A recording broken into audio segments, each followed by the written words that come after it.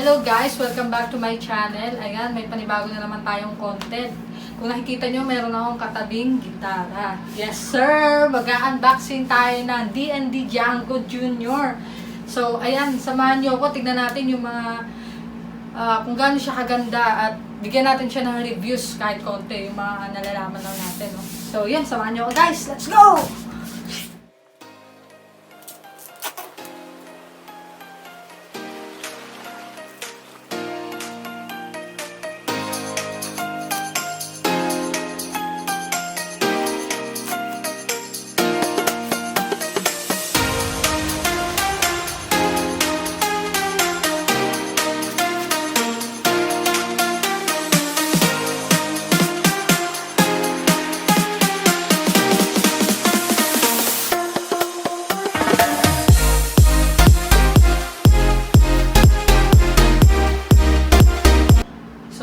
Guys, natanggal na natin siya sa box ngayon.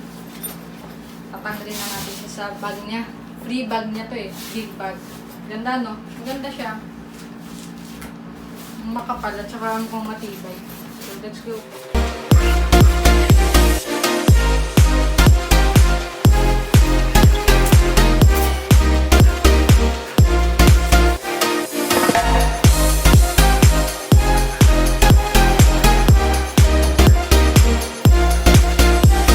Guys, natanggal na natin siya.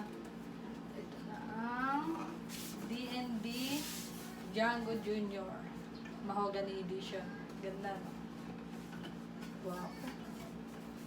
So, ngayon, i-check naman natin kung ano yung mga freebies niya. Nabili ko kasi siya nang mayroong mga freebies. So, check natin.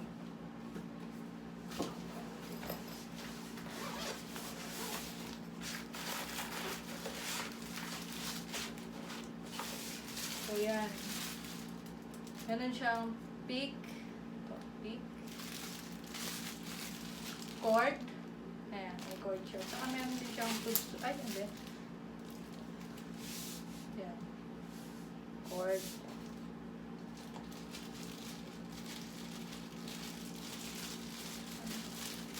Meron din siya nito. Tools niya. Pang ano, pang adjust sa truss rod. So, mamaya pag-usapan natin yan. Saka, ito, free niya. Guitar strap. Yan. So, dahil. Siyempre, meron din siyang free. May free siyang amplifier nung binili ko eh. Ayan. 10 watts amplifier Davis.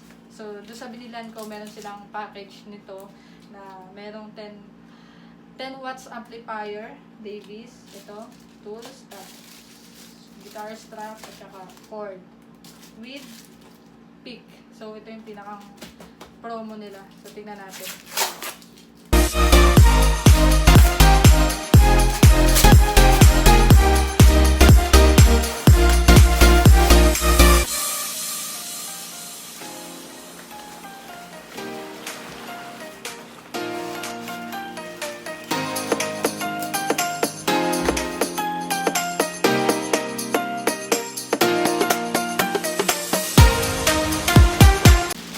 Yan, meron siyang free kasama sa package niya to Davis 10 watts amplifier. So, ganda.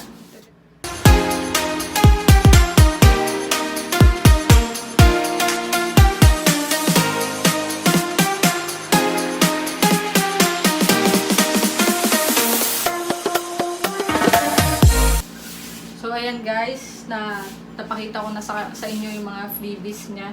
Mamaya sasabihin ko sa inyo kung saan ko siya nabili at kung magkano lang siya.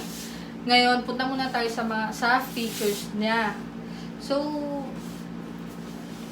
yan, kung nakikita nyo, yung pinili ko is Mahogany Edition. Dalawa lang naman yung pinagpipilian ko eh.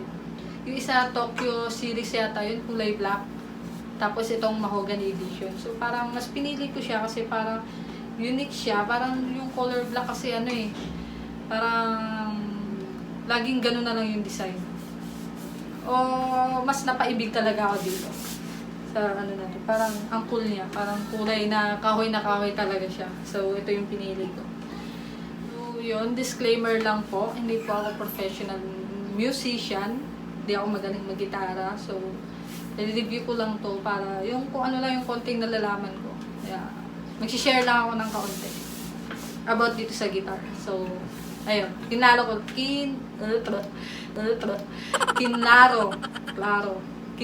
lang na hindi tayo professional musician.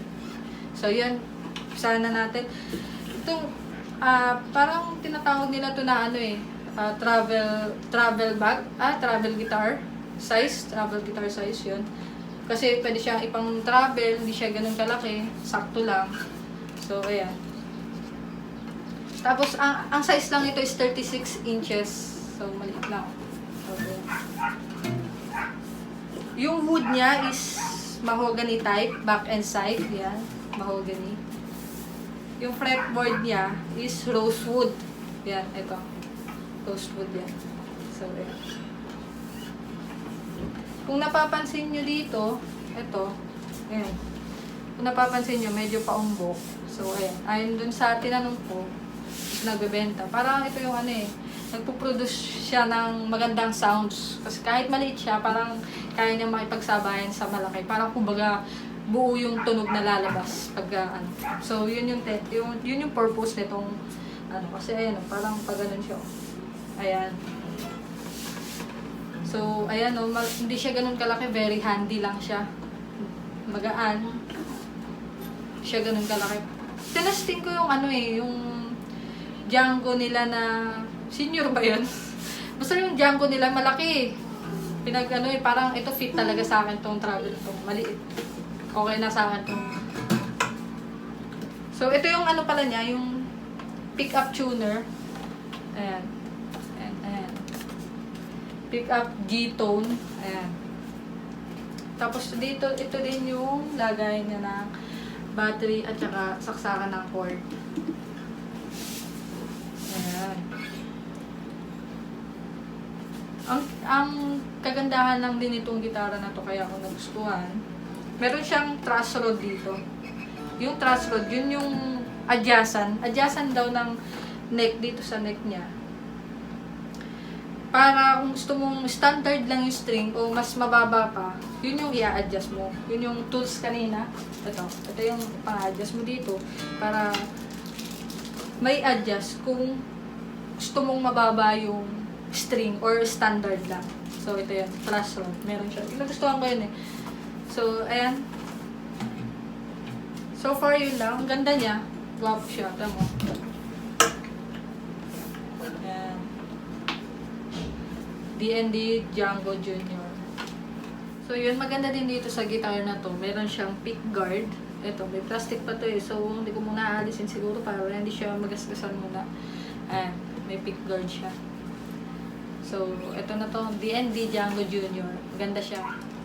So, yun guys. Sound test naman natin. Hindi ako magaling mag-gitara may alam lang. So, matagal na kasi akong hindi nakakapag-gitara. High school pa yata ako. So, may kaibigan ako dito sa baba. Si paring Joel. Sa kanya lang ako medyo nakakahiram-hiram ng gitara dati. Pag mag-cover, ganun. Pero matagal na rin. Tagal ko na hindi nakakapag-gitara. So, parang lahat ng natutunan ko sa gitara wash out. Kasi ang hirap nung walang gitara nakakalimot. Oh, no! So, doon lang tayo. I-sound test ko lang siya doon sa mga alam ko lang na chords. Kaya pasensya na. So, kung kayo dito, kung alam nyo tong chords na to, ito yung nabansagan namin nung high school kami ng mga classmate namin. Sikat na chords. Kasi halos, itong chords na to, halos lahat ng song, pwede mong ikanta dun sa chords na to. Kaya parang sinabi namin sikat na chords. So, sound test natin.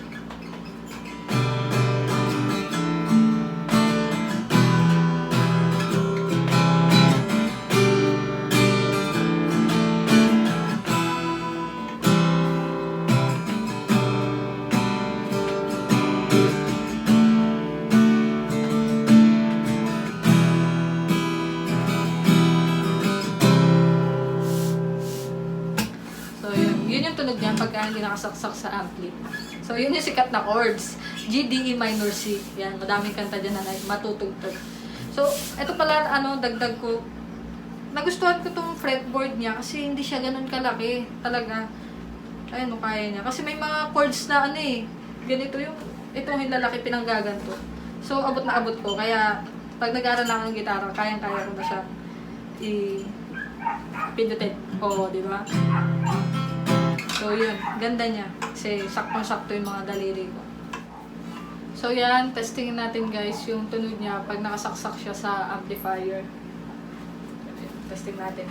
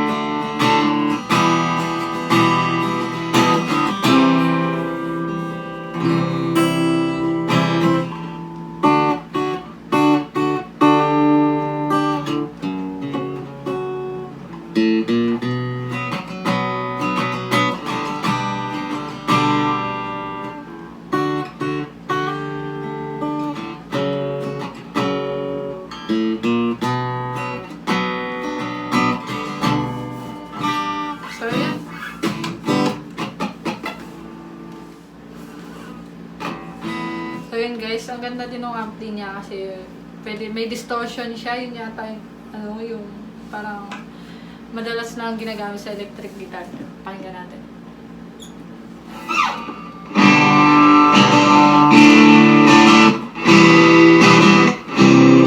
Pang electric guitar naman yun. So, since acoustic tayo, yung tunog lang na acoustic yung gagamitin natin.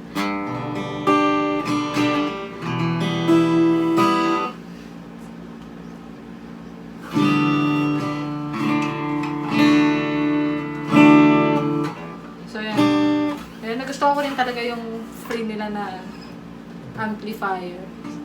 Ganda. Swak na swak.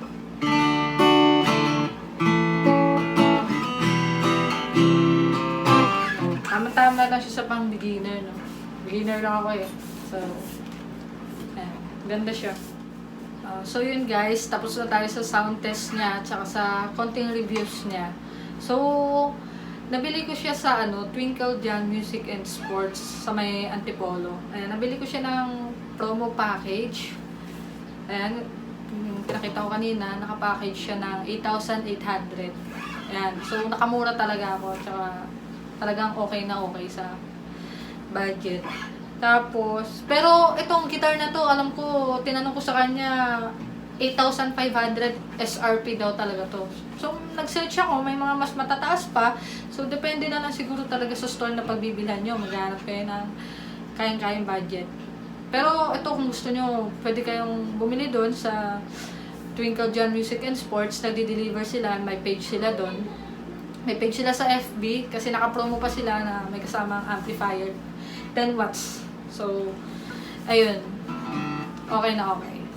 So, ayun, share ko lang kung ba't ako napabili ng gitara. Kasi napaka-precious sa akin ng perang pinambili ko dito. Kasi, yung perang pinambili ko dito is galing yun sa father ko na, which is recently, kakamatay niya lang last December. Parang yun na yung huling bigay niya sa akin ng pera. Parang, inisip ko talaga kung anong worth it na dapat bilhin dun sa pera na yun. Madami akong naisip eh. Pinagpilihan ko yung mga necklace na ginto, watch, gano'n. Pero parang naisip ko, pagdating ng panahon, mawala or may benta, gano'n. Masanla, o di ba parang inisip ko yung mga ganong pagdating ng panahon. So, since matagal ko nang gustong bumili ng gitara, so, ito talaga pinag-isipan ko mabuti kung ano pa yung gitara na bibilhin ko. Yan.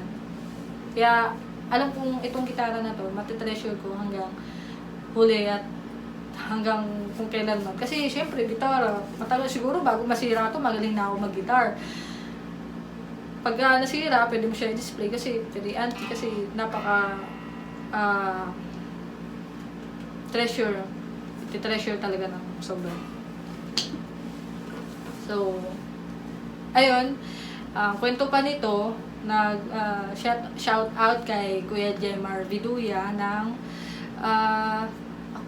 vocalist ng Blessed One. Ayan. Siya din yung isa din sa akin tumulong sa pagpili ng guitar. Which is, nakapili na ako before na okay talaga yung D&D.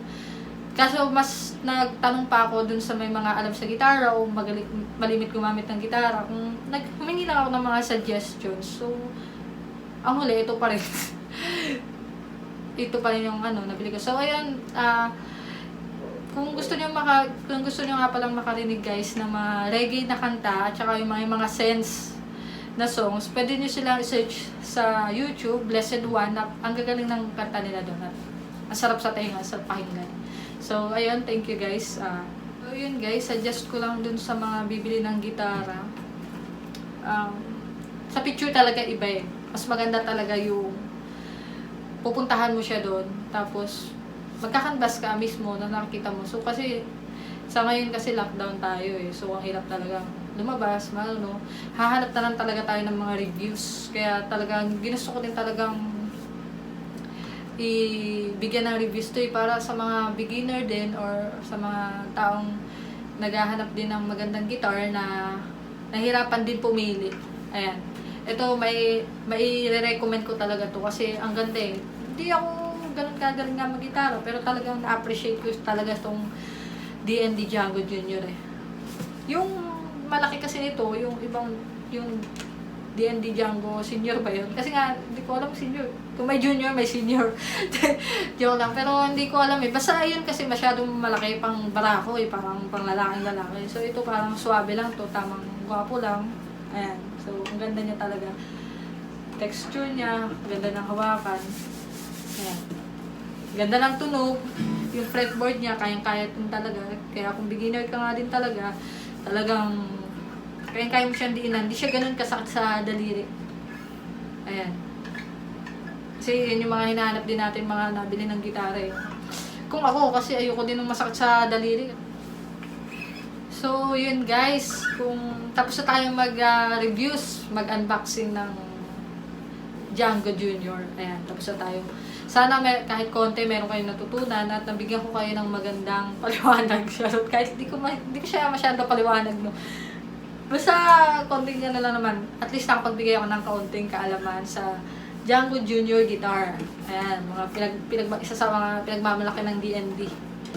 Ayan. Kung nagustuhan nyo ang video ko, please do like, share, and subscribe to my channel. And please comment down below. Pwede nyong i-suggest dun sa baba or mag-comment kayo kung ano pa yung mga hindi ko nasabing kagandahan pa ng D&D Django Junior. Pwede nyo i-comment sa baba. And ayun guys, thank you for watching. Sana nagustuhan nyo and please hit the bell button para updated kayo sa lahat ng videos. Thank you for watching!